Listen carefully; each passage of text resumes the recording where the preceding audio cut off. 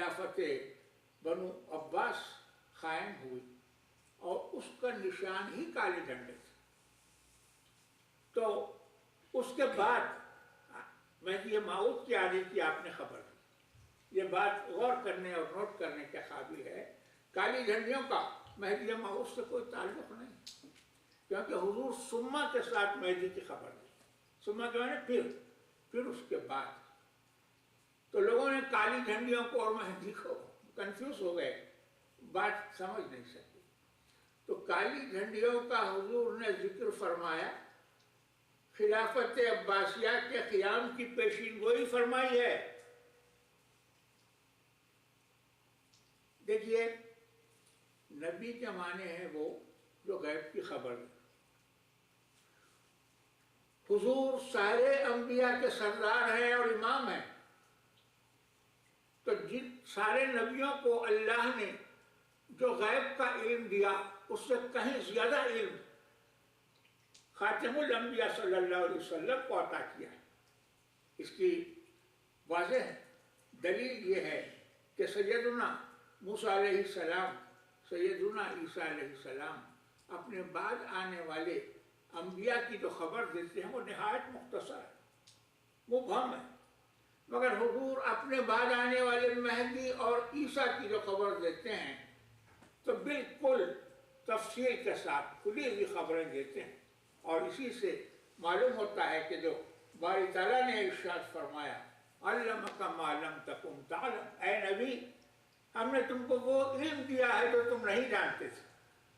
تو حضور کو اللہ نے وہ علم دیا ہے، اور آپ کو اس واقعے کے اندر یہ بات کھلی ہوئی نظر آ رہی ہے.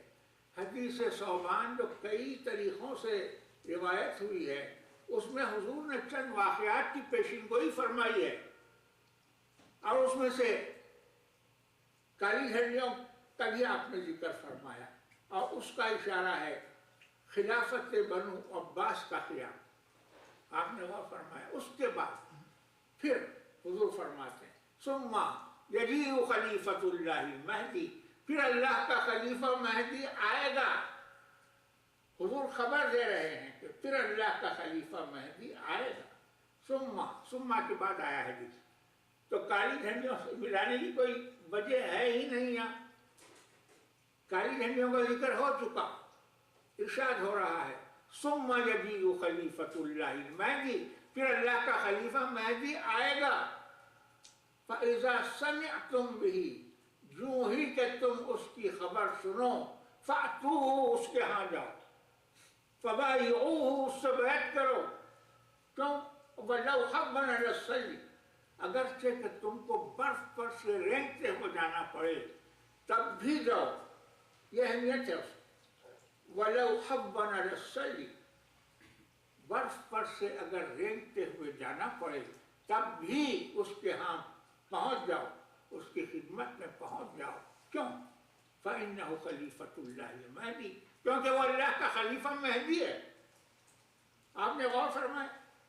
اب چونکہ اس حدیث میں حضور نے صلی اللہ علیہ وسلم مہدی کے لیے خلیفۃ اللہ کے الفاظ 2 مرتبہ استعمال فرمائے ہیں. خبر کی ابتدا میں ارشاد ہوتا ہے ثم یجیء خلیفۃ اللہ المہدی، پھر اللہ کا خلیفہ مہدی آئے گا. آنا ضروری ہے. حضور سچے نبی ہیں، سارے نبیوں کے سردار ہیں، جیسا کہ میں نے عرض کیا. تو آپ نے جو خبر دی ہے اس کا ظہور لازمی ہے ہو. آج تک جن جن باتوں کی آپ نے خبر دی وہ سب وقوع میں آئیں، اور قیامت تک آپ نے جن باتوں کی خبر دی ہے وہ سب کی سب ہو کر رہیں گی. آپ نے غور فرمایا. اب مہدی موعود کے متعلق حضور شدت کے ساتھ، تاکید کے ساتھ یہ فرماتے ہیں کہ جو ہی کہ تم اس کی خبر سنو اس کے ہاں جاؤ، اس سے بیعت کرو. اور تاکید کا عالم یہ ہے کہ ارشاد ہوتا ہے وَلَوْ حَبًّا عَلَى السَّيِّ، اگر تم کو برف پر سے رینگتے ہوئے جانا ہی چونا پڑے جاؤ. اور اس کی وجہ یہ ارشاد ہوتی ہے فَإِنَّهُ خَلِيفَةُ اللَّهِ الْمَهْدِي، کیونکہ وہ اللہ کا خلیفہ مہدی ہے. آپ نے غور فرمایا؟ اب جو لوگ ہمارے خلاف بولتے ہیں ہم اس کا برا نہیں مانتے، مگر وہ کہتے ہیں کہ مہدی خلیفۃ اللہ نہیں ہوں گے، عام آدمی ہوں گے۔ اس میں کوئی جھگڑے کی بات نہیں، ہمارے مہدی کو ہم خلیفۃ اللہ مانتے ہیں، کیونکہ رسالت مآب نے خلیفۃ اللہ فرمایا، ہم بھی خلیفۃ اللہ کہتے ہیں۔ آپ نہیں مانتے، آپ کہتے ہیں کہ مہدی عام آدمی ہوں گے، تو بھائی آپ عام آدمی کا انتظار کیجئے، ہم نے آپ کو کب منع کیا ہے؟ ہم نے کب آپ کو مجبور کیا ہے کہ آپ ہمارے امام کو مانیں؟ اس میں ایک بڑی خاص بات ہے، غور کرنے کی بات ہے، حضور کا ارشاد وَلَوْ حَبًّا عَلَى السَّيْلِ، اگر برف پر سے رینگتے ہوئے جانا پڑے تب بھی جاؤ۔ اس سے کئی لوگوں کو کنفیوژن ہو گیا۔ بعض لوگوں نے کہا کہ بھائی مکے میں برف کہاں گرتی، بعض لوگوں نے اس بات کو تقریباً ناممکن سمجھا اور یہ سمجھا کہ یہ حدیث ہی وہ ضعیف ہے یا کمزور ہے یا غلط۔ آپ نے غور فرمایا؟ ایک صاحب ہیں عبد الرحمن نامی، انہوں نے ساری احادیث مہدی کو غلط ثابت کرنے کے لیے بہت کچھ لکھا ہے، ساری حدیثیں غلط جملہ۔ اس حدیث کو غلط ثابت کرنے کے لیے ان کا استدلال بڑا دلچسپ ہے، آپ غور فرمائیں۔ وہ فرماتے ہیں کہ مہدی کیا سائبیریا سے نکلے گا؟ آپ نے غور فرمایا؟ ان کا سوال یہ ہے کہ کیا مہدی سائبیریا سے نکلیں گے؟ حدیث کو بلیو نہیں کرتے، اس لیے نہیں کرتے کہ ان کو یہ بات، یہاں برف ہے ہی کہاں، مہدی کیا سائبیریا سے نکلیں گے؟ ان کی دلیل یہ ہے۔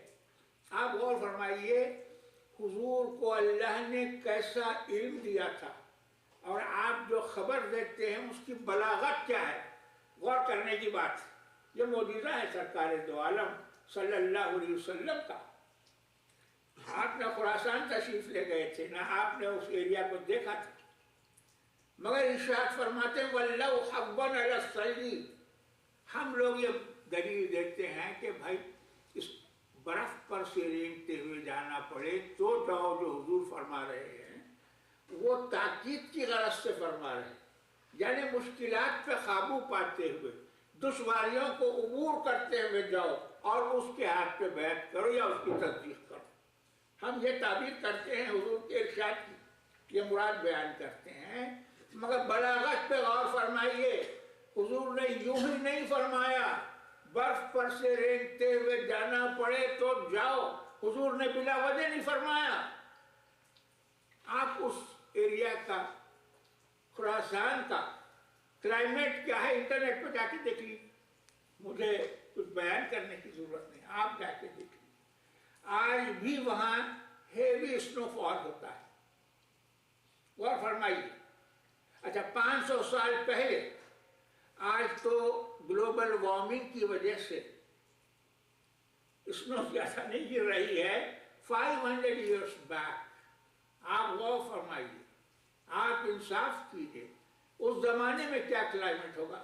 بابر نامہ دیکھیے، تزک بابری کا ایک امریکن ریسرچ اسکالر نے انگلش میں ٹرانسلیشن کر دیا ہے، بابر نامہ جو ہے انگلش میں اب اویلیبل ہے، آپ دیکھ سکتے ہیں۔ بابر نے اس بادشاہ کا بھی ذکر کیا ہے، وہ نیک دل بادشاہ جن کا نام سلطان حسین مرزا ہے، بڑے اچھے الفاظ میں بابر نے ان کا ذکر کیا ہے۔